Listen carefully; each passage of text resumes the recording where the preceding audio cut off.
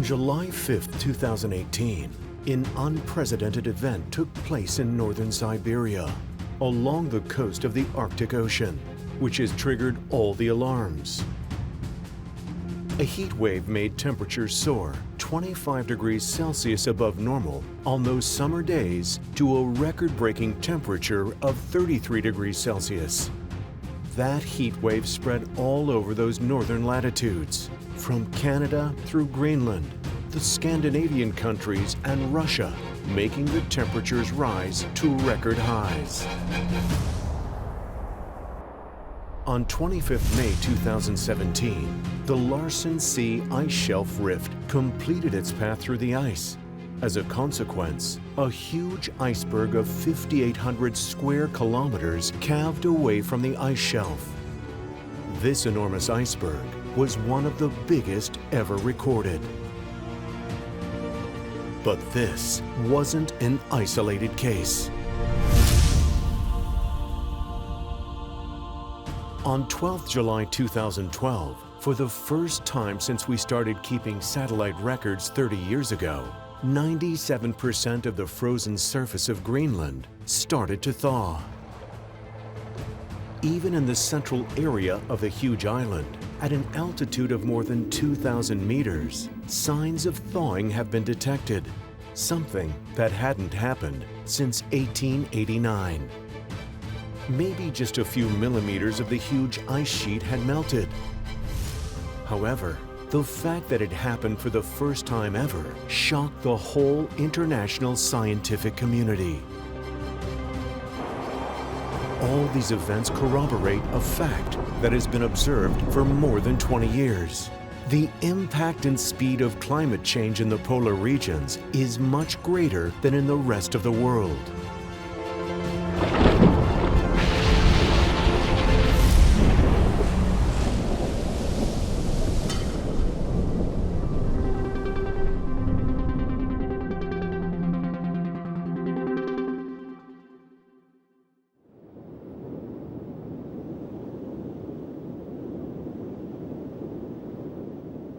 The polar regions are two of the harshest and most unknown regions of our planet, and the last explored by human beings.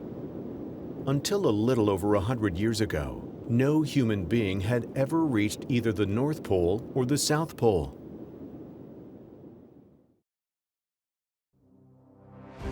The first person ever to see the North Pole was the Norwegian Roald Amundsen, who flew over the North Pole aboard the Norge Zeppelin on 12 May 1926.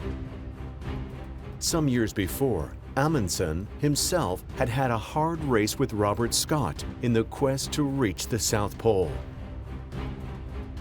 According to our reckoning, we had reached our destination, all of us gathered around the colors, a beautiful silk flag, all hands taking hold of it and planting it. Nevertheless, Scott was not as lucky as the Norwegian explorer. He arrived 30 days later and died on the trip back.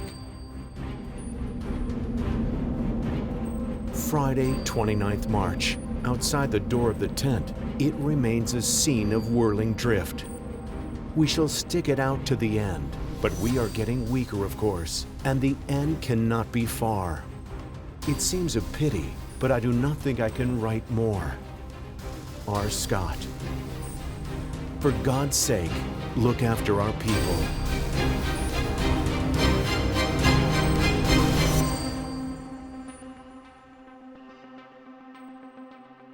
Almost a century after that, science and technology have helped man to better understand these harsh but fascinating territories, whose conservation and equilibrium, threatened for several decades, is essential to the balance of the whole Earth.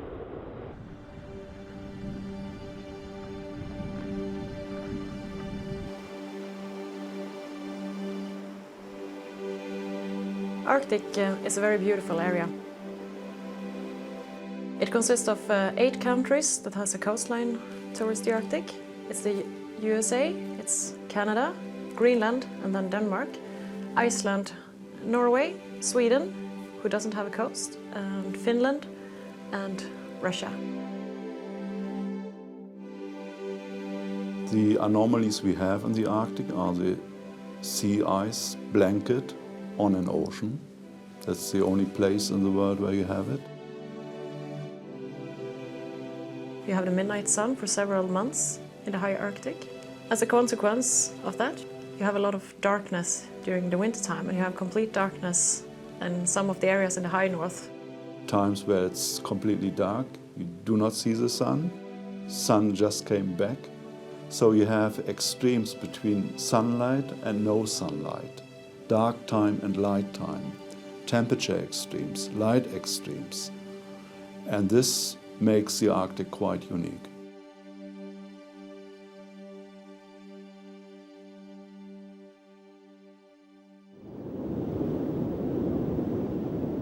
The Antarctic is also a region even more extreme than the Arctic. And it still has many hidden mysteries. The Antarctic is where the lowest temperature on the planet has ever been recorded, -98 degrees Celsius. The Antarctica is a continent which is surrounded by ocean, which is unlike the Arctic, which is an ocean surrounded by land areas. It's quite high, so you have elevations at around 5,000 meters. And in the interior of the Antarctica, the temperatures are very low. At the South Pole Station, for example, the annual average temperature is -50 C. While in the Arctic, you have more modest climate.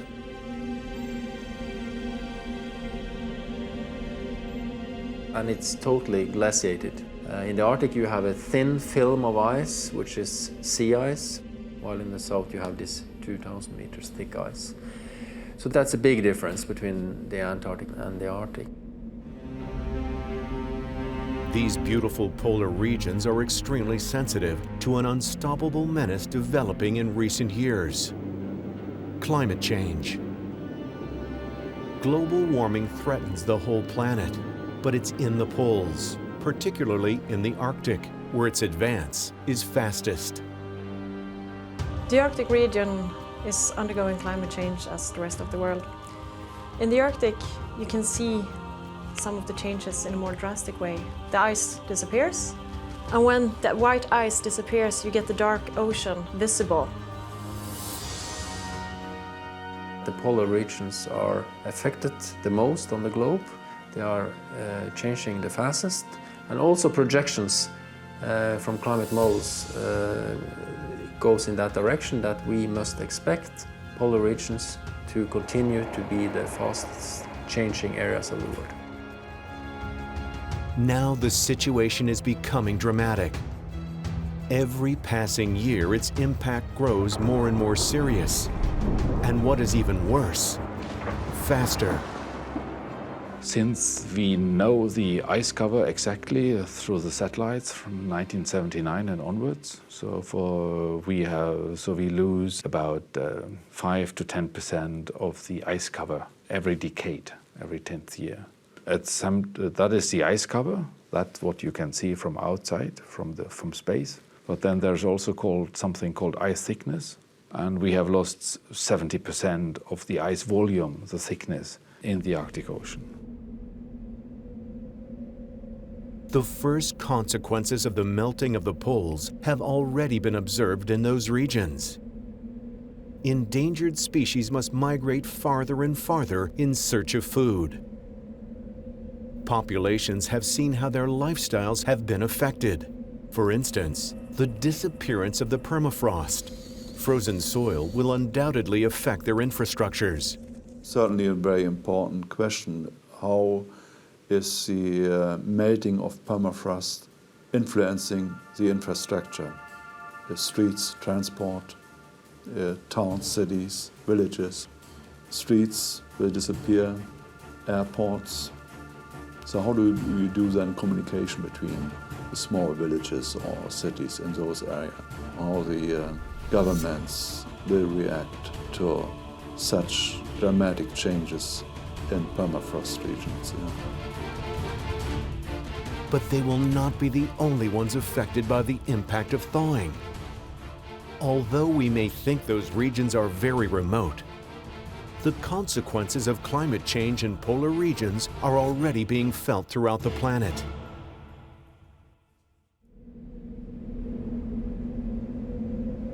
The Arctic climate system is connected to the rest of the world via two main pathways. It's the atmospheric transport, which brings a lot of warm and moist air into the Arctic, and the other way is through the ocean currents, which also brings a lot of heat into the Arctic system. There is also another air current linked to the Arctic climate that flows west to east, the jet stream. It is closely connected to the climate of the regions it passes through. Due to the smaller temperature difference between the Arctic and the equator, this current, which flowed in a zone pattern before, following the parallels from west to east, has now weakened, and it circulates, creating paths with meandering shapes, north to south and south to north. When a region is in the descending part of the current, it suffers cold waves, while regions in the ascendant part receive hot African air, and therefore heat waves. The alterations in the jet stream are causing the seasons to disappear in the middle latitudes, as it goes from one extreme to the other. In addition, in the last few years, very considerable abnormalities in temperature have been observed, whether very low or very high. In fact, on 5th July 2018, Northern Siberia was hit by an extremely intense heat wave that made thermometers rise 25 degrees Celsius above normal on those summer days to a record-breaking temperature of 33 degrees Celsius along the coast of the Arctic Ocean.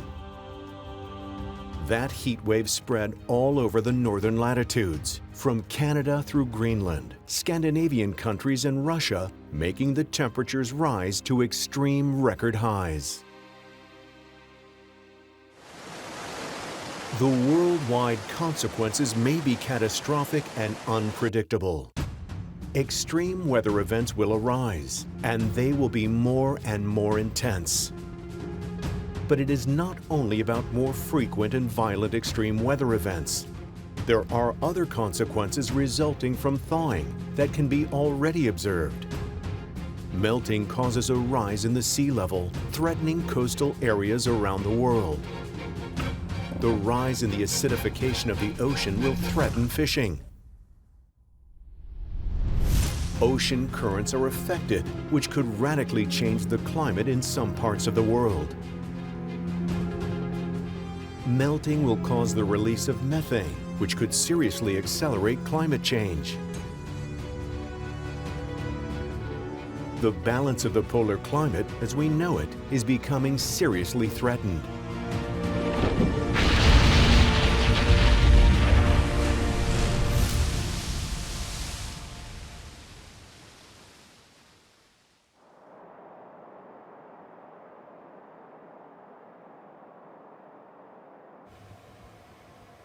A few years ago, actually in the middle of the 70s, WMO alerted the world to the fact that greenhouse gases were increasing in the atmosphere because of human activities.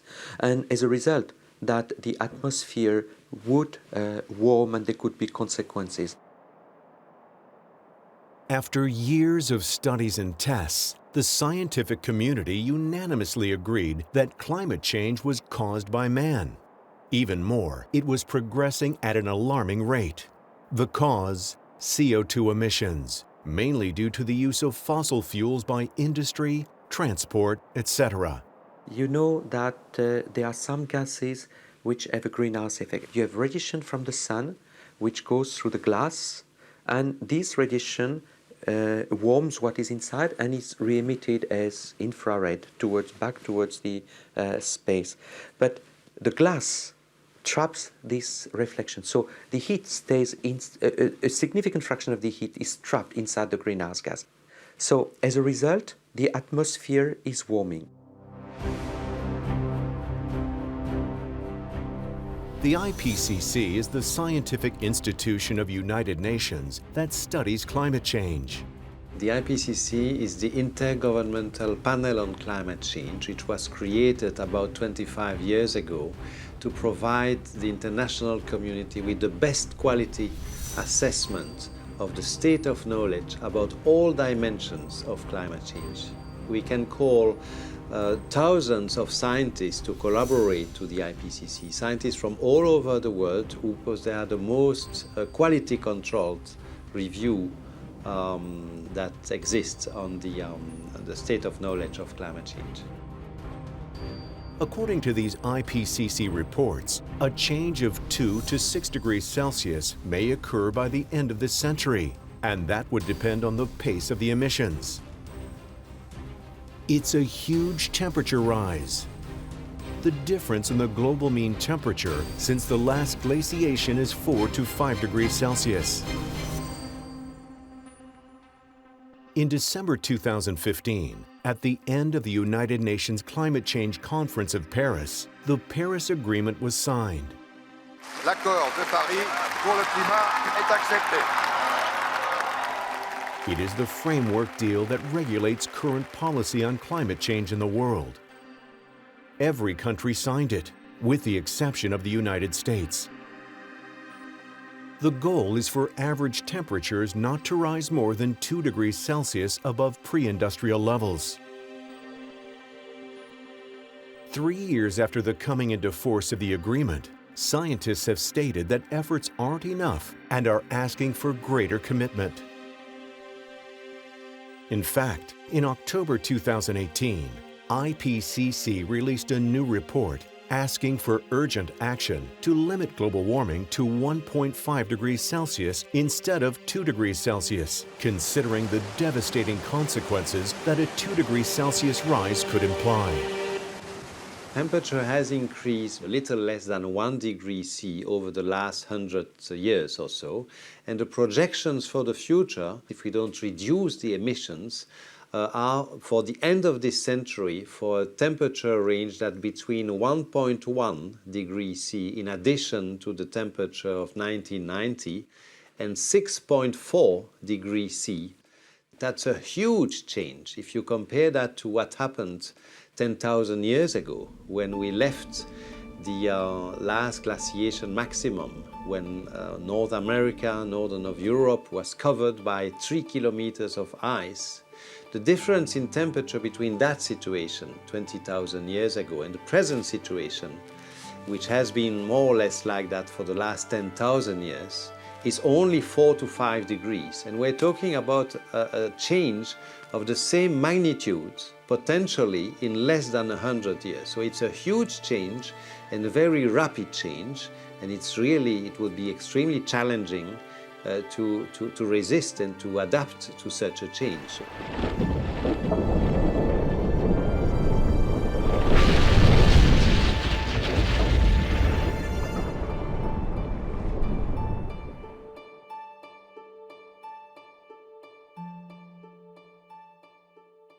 The effects of climate change are already well known. More extreme weather events like hurricanes, tornadoes, storms, or heat waves, rises in the sea level, virus mutations and new diseases, etc. The very first effects have already been observed. But among all the effects of climate change, one in particular is especially worrying: the melting of the poles. The melting of the poles is one of the most dangerous consequences of climate change because it leads to consequences on a global scale. Besides which, there is a very disturbing and little-known fact known as the amplification effect. The more ice that is lost at the poles, the faster they thaw afterwards in dangerous geometric progression.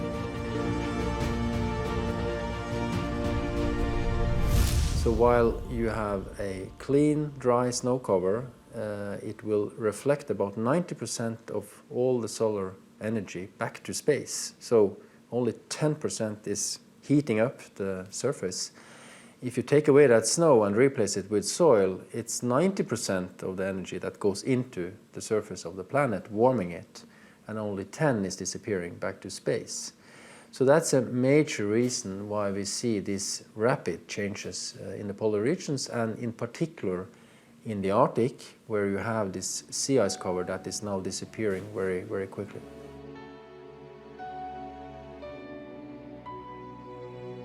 In the last few years, winters in Arctic regions have been extremely warm.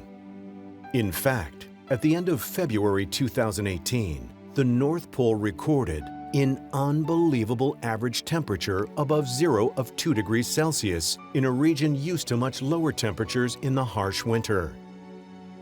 This unprecedented fact is clearly connected to a progressive warming trend observed in the last years. The cycle of sea ice is about to collapse, as during winter, sea ice usually spreads all over the surface thawed during summer months, making the average sea ice surface the same year after year. And in the last decades, that surface is getting smaller and smaller.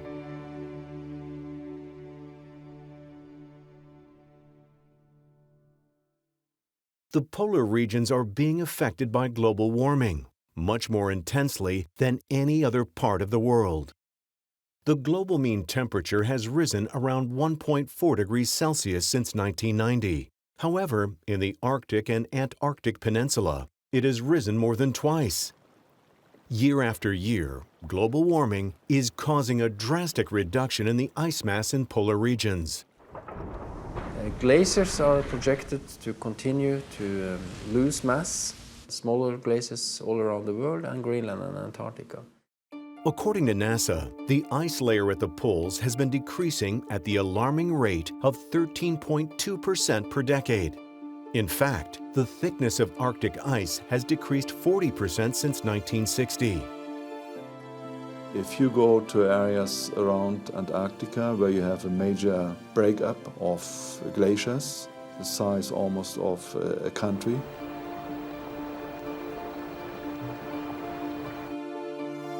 on 25 May 2017, the Larsen C ice shelf rift completed its path through the ice. As a consequence, a huge iceberg of 5,800 square kilometers calved away from the ice shelf. This enormous iceberg was one of the biggest ever recorded.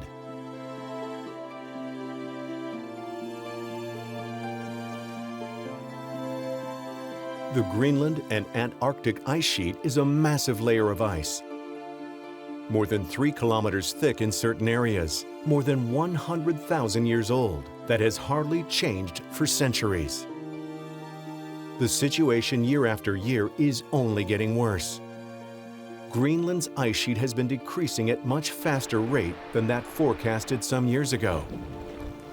It's clear that Greenland ice sheet is more vulnerable to warming than Antarctica sheet, simply because in Antarctica it's so cold. If you are in the coastal region, you can have -20. So even if you increase your temperature by 2 or 3 degrees C, you have no melting in Antarctica in the coastal region.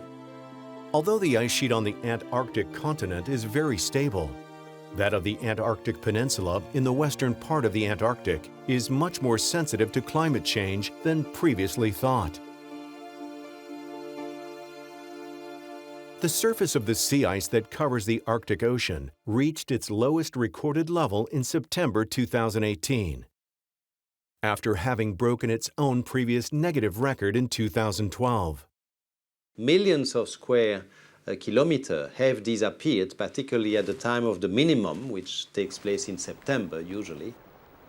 In the last 3 decades, more than 1 million square miles of permanent ice have vanished in the Arctic, in area equivalent to the whole surface of Norway, Sweden, and Denmark put together.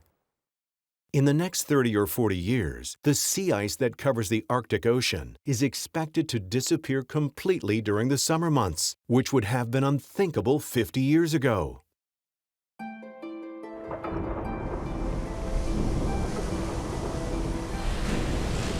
The melting of the poles is altering the delicate equilibrium on the planet, which will have a huge impact on our civilization. One of the best known and most visible consequences is the rise in sea level, which will cause the disappearance of many cities around the globe, the migration of millions of people, the loss of agricultural land, etc. The rise in sea level is now a reality.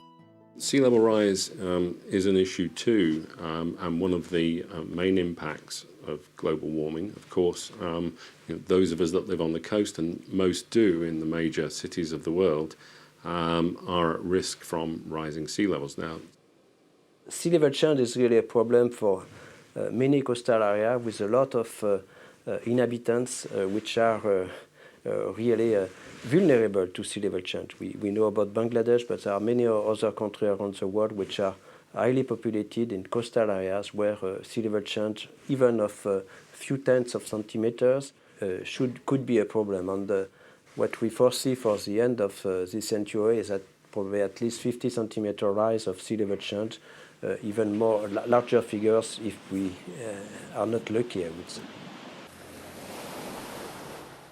Even a small rise in sea level could have catastrophic consequences for coastal habitats. In addition, when major storms make landfall, a higher sea level will cause bigger and more severe storms. Indian and Pacific islands such as the Maldives, Nauru, or Tuvalu, coral islands of very low altitude, are at risk of disappearing under the ocean.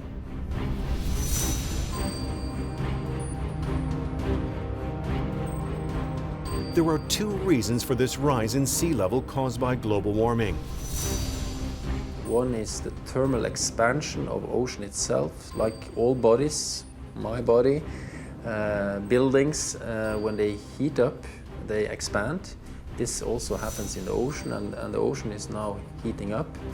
The second, almost as important, is melting land ice. So ice on land that melts gives a contribution to global sea level. Since 1990, the sea level has risen around 10 centimeters, at a rate twice that of previous years. The present rate of increase is about 3 millimeters per year. However, every year it accelerates at a rate of 0.08 millimeters. The IPCC forecast is that if global warming keeps growing, leading to the unavoidable thawing of the poles, sea levels will rise between 10 and 80 centimeters by 2100. Depending on the emissions of greenhouse gases, we will have different scenarios for global sea level rise this century.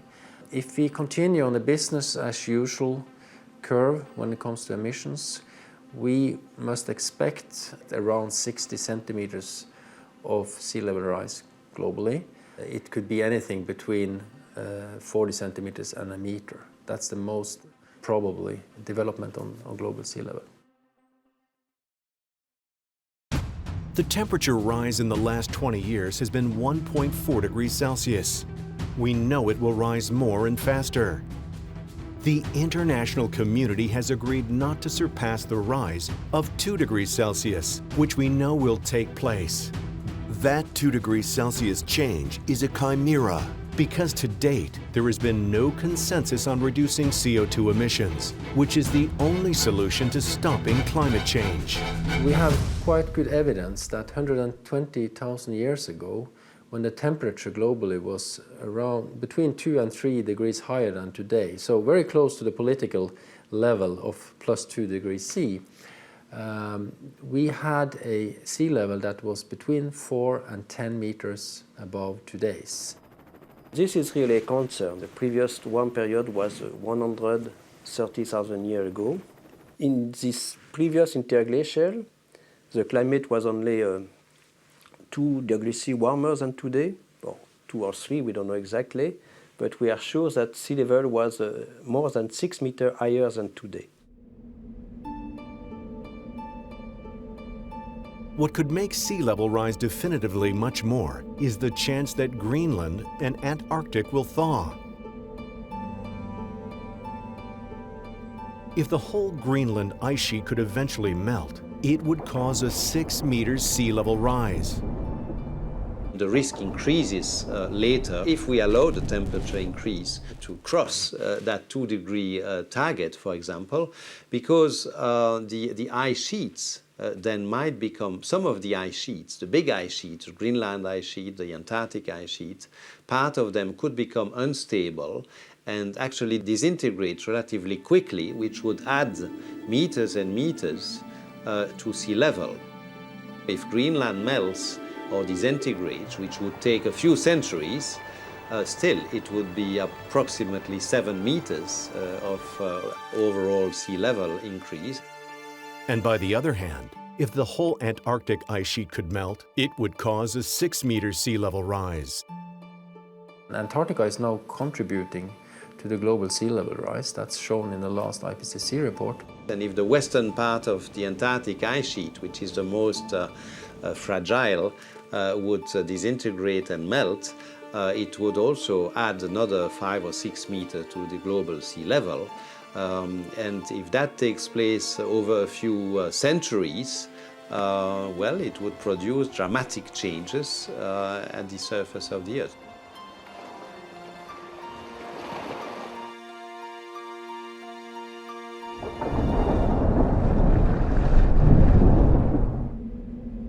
Another of the consequences of global warming is the threat it poses to fragile polar ecosystems.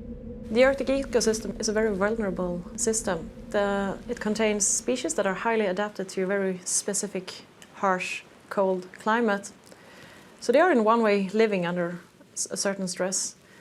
If you then add climate-related stresses, may it changed seasons, for example, changed snow melts, changed precipitation patterns, this will add an extra stress on the animals, and that could affect their stress level.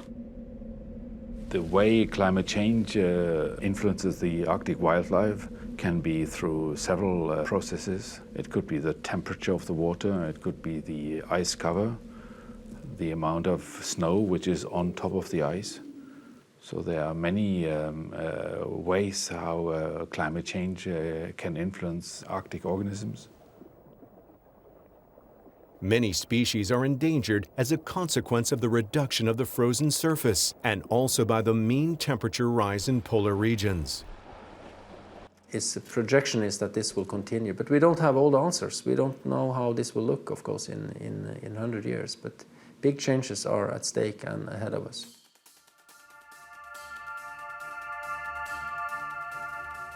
Another great danger inherent in climate change is the rise in the number of extreme weather events, which will be more frequent and more violent.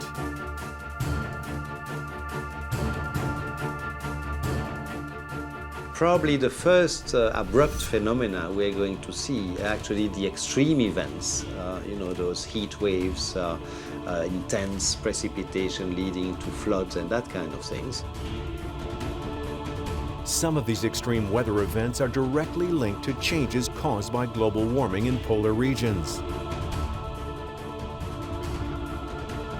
The recent cold wave that struck the center and east of United States in January 2018 has a direct link to the changes that the Arctic is undergoing.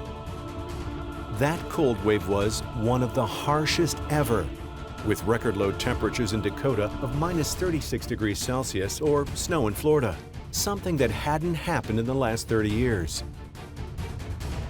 The fact that the Arctic is warming more rapidly than the middle latitudes, such as the United States, implies that the temperature difference between the Arctic and the middle latitudes is shrinking. As that temperature gap declines, the polar vortex weakens and it becomes wavier, which means that there could be increasingly greater excursions of cold air masses moving southward.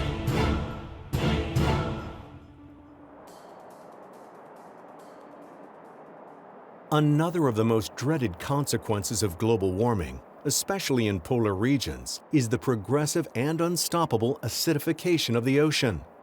We have two well-known presently ocean acidification processes. One is where the ocean is taking up CO2 from the atmosphere,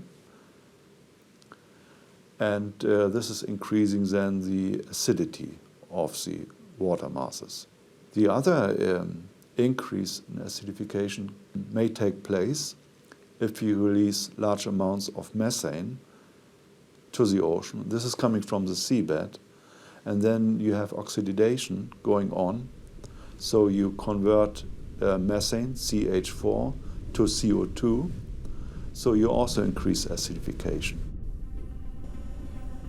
It's too soon to estimate how high ocean acidity will be, but what's clear is that it will have a direct impact on every marine life form. For instance, coral reefs are one of the ecosystems most affected by such acidity, so that if it rises above a certain acidity level, they will eventually disappear completely. Acidification of the ocean will interrupt the food chain. You have particles, microparticles built on carbonate, and carbonate will go into dissolution if you have an increase in the acidification of the ocean water mass. So you change the food chain in the ocean, and this of course will have an effect. We do not know yet how the impact will be, but there certainly will be some consequences. So you will have a change in the supply of food to the higher level ecosystems in the ocean.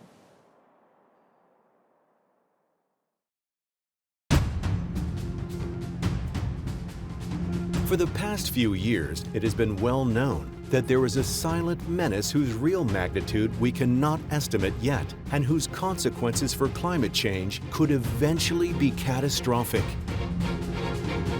We are talking about the thawing of the permafrost.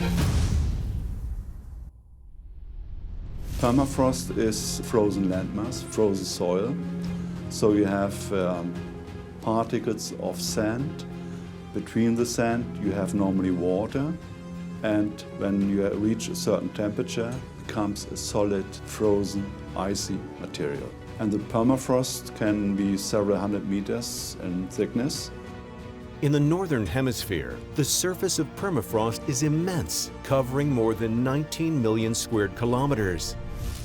The key to understand the menace of the thawing that the permafrost implies is in the gases locked inside it, especially one in particular, methane. Methane is a very aggressive greenhouse gas. It's much more aggressive than CO2. And this methane is stored in the seabed beneath the ocean and on land in permafrost regions. Enormous quantities of methane hydrate exist on land and offshore. Well, methane is important in calculations of what's going to happen to global temperature rise and the impacts of that, because it is a more potent greenhouse gas than carbon dioxide. It's shorter lived, so it doesn't stay in the atmosphere for as long as carbon dioxide, but we know it's also many more times more powerful than carbon dioxide. We see that there are distinct signs of release of gas from the seabed into the ocean and also into the atmosphere.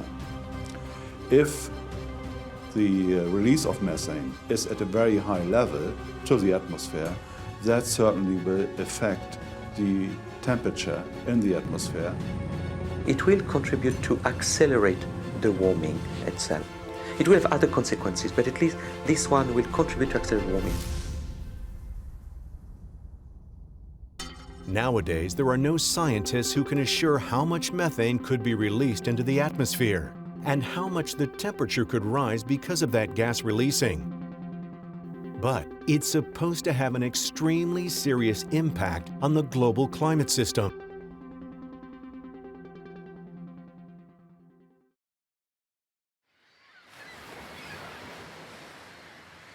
Another one of the great unknowns that could really threaten our civilization as we know it is in what is known as the Gulf Stream. If there are changes in the Gulf Stream, which provides Europe with a warm climate, the consequences could be dramatic. The Gulf Stream, popularly called, we call it the North Atlantic Current, which originates from the Gulf of Mexico, is one of these ocean currents that in a way connects the whole globe, and it's taking warm water from the Gulf of Mexico all the way up into the North Atlantic, coming up here outside the coast of Norway, and then gradually entering also the Arctic, where it brings nutrients and relatively warm water into these cold regions. And that's also the reason why the North Atlantic region is much warmer than at the same latitudes if you go west or east. Then you end up in Siberia or in the North America, where you have lower temperatures. Scientists have found that the temperature of the Earth, the climate of the Earth, is very heavily influenced by the movement of water through the oceans. These huge ocean currents, which move very slowly but over huge areas.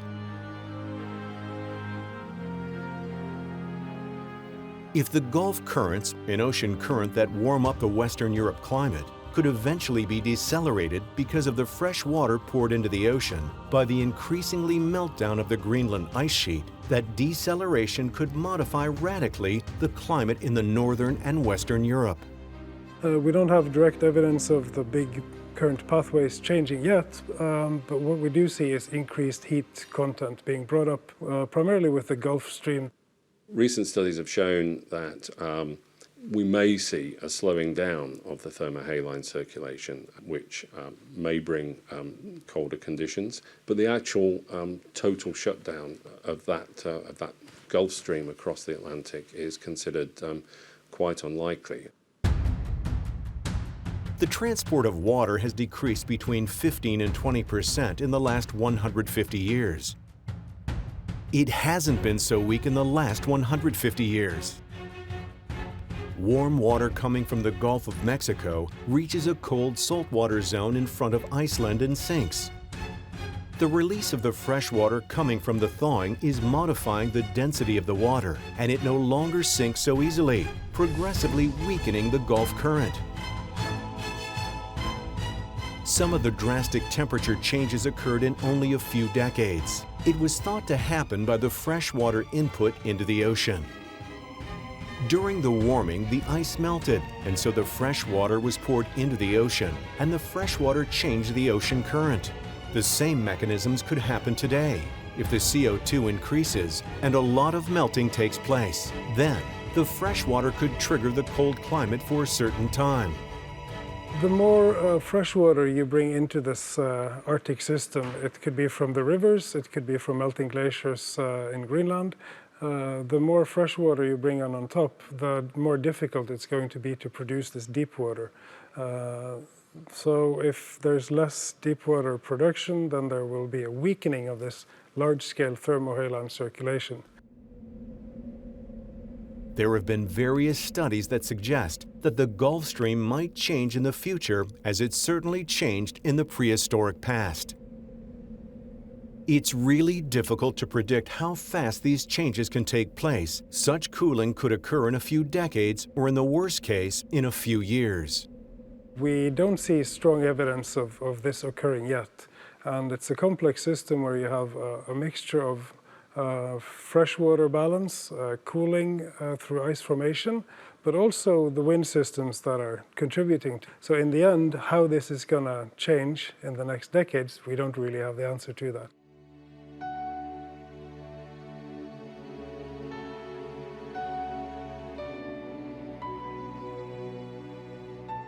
The impact of climate change, and especially melting in polar regions, can be observed at multiple and surprising levels. Increased melting in the Arctic Ocean during summer months has opened new maritime routes like the Northern Sea Route and the Northwest Passage, which will enable a 40% reduction in the duration of maritime routes between areas in Europe and the Pacific in the next decades. The changes that we're seeing in the Arctic now with less sea ice opens up also new possibilities. In particular, the longer summer season will allow new ship routes to be established, which is a good thing in that less fuel is spent in transporting the same goods. Also, there could be better connections internally in the Arctic, so there's a lot of good opportunities opening up as well, which are not by themselves bad for climate or bad for environment as long as they're performed in a sustainable and good way. Anyway, these routes are riskier than conventional ones because ships must face new dangers such as icebergs, drift ice, and a much more unstable and stormier weather.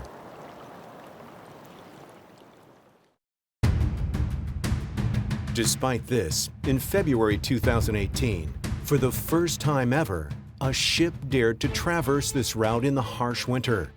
The Edward Toll, a Canadian boat, carried its cargo of liquid natural gas from South Korea to the Russian harbor of Sabeta. The cargo ship sailed through a northern route for the first time ever during winter without using icebreakers.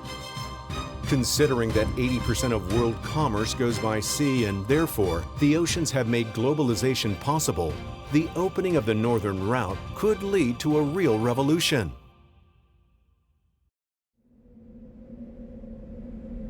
The disappearance of permanent ice in Arctic regions as well as in the Antarctic Peninsula offers opportunities for new mining and exploitation of natural resources like oil, gold, and rare minerals, which are inaccessible nowadays. The Arctic could become a disputed area in the future to gain control of its natural resources. Russia is the country in the area that has shown the most interest.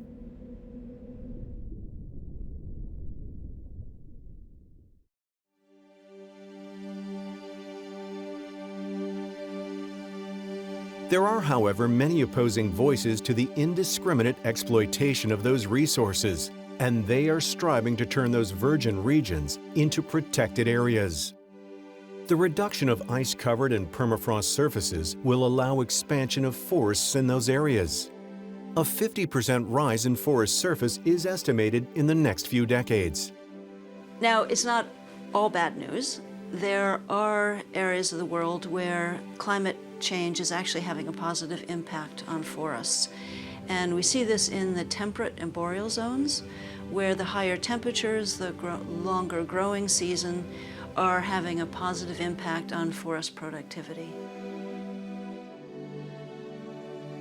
And not just that. The surface of arable land will also increase, considering that atmospheric conditions a few months out of the year will be much more favorable than some decades ago.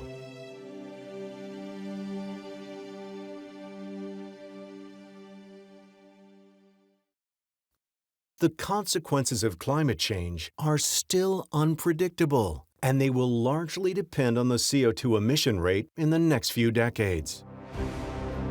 So, the IPCC has studied different forecasts based on economic growth models and has established that the Earth's global mean temperature could rise between 1.4 degrees Celsius and 5.8 degrees Celsius by the end of the century. Such a temperature rise would be absolutely catastrophic for an ecosystem as fragile as the polar ecosystem. Unfortunately, forecasts predict that the situation is only going to get worse.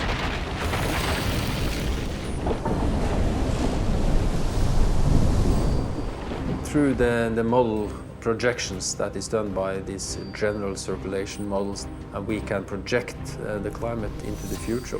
We see that the polar regions are expected to undergo the largest change, the largest warming. The rate of temperature rise is even higher in the Arctic and Antarctic Peninsula than in any other part of the world. A rise of between 3 and 6 degrees Celsius by 2100 is predicted.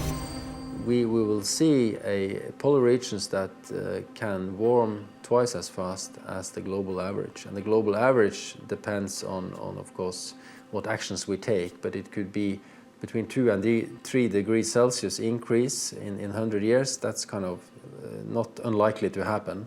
We see a sea ice melting because of this human-induced warming. We see retreating glaciers. We see ecosystem changes. We see less snow cover in the northern hemisphere. We see permafrost thawing. We also see effects on ice sheets like Greenland and also in Antarctica. Permafrost will continue to thaw in the next decades with the consequent release of methane, whose greenhouse effect is 20 times higher than CO2. All that methane, as it is progressively released, could eventually accelerate global warming even more. It's expected that a third of the ice sheet covering Greenland will have disappeared by the end of this century. The circulation of warm and cold water in the Atlantic, which includes the Gulf Stream, will weaken by 20 to 44% by the end of the century. Scientists claim that such a slowdown in the Gulf Stream will have a big impact on Western and Northern Europe, causing cooling of about 1% Celsius and disrupting weather patterns. With the speed of the impact in polar regions, the real danger is that we are approaching the point of no return. If temperatures rise enough, a chain reaction could happen in those ecosystems, which could eventually destroy them completely, faster than we could ever imagine. And the consequences for the rest of the planet could be unpredictable.